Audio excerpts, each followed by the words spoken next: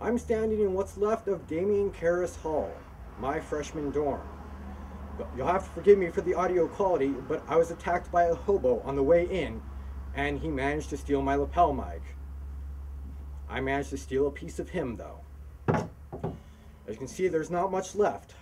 This was a result of a fire, which was a result of 12-pack of Red Bull, half dozen feral squirrels, a can of WD-40, and a Zippo lighter. The resulting fire consumed most of the building. I paid for my mistakes to the tune of $500,000. But where is that money now? It's been 2 years, and very little has been done here. Where did the money go? What's it being used for, if not for the reconstruction of Damien Karras Hall? Let's find out. Where'd the money go? Come on, who would I talk to? I burned down the effing building. Where would I go? I mean, who's in charge of that? Well, where does he live? I want to know where he lives. I'm a reporter. You have to listen to me. After some thorough investigation, I managed to find out that the man in charge of the management of funds is a Mr. Frederick Fugazi. I also managed to track down an address. It's time to pay Mr. Fugazi a visit and find out where my money went.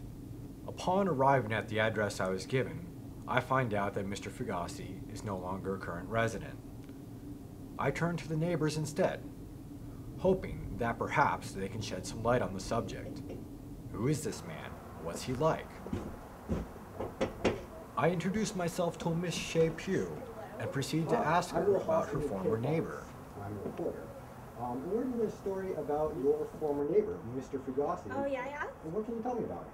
He just always kept showing up. He always had these really nice cars. He did some nice remodeling. He was a pretty nice guy, though.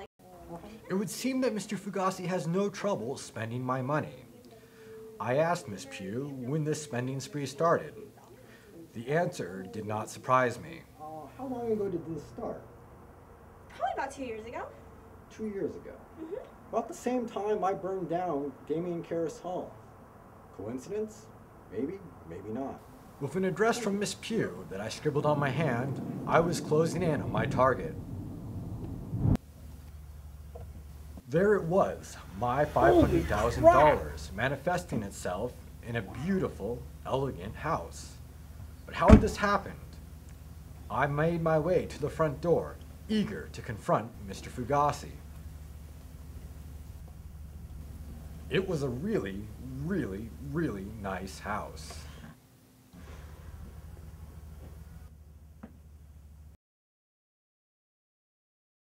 When I finally met with Mr. Fugazi, he offered me $5,000 to drop the story.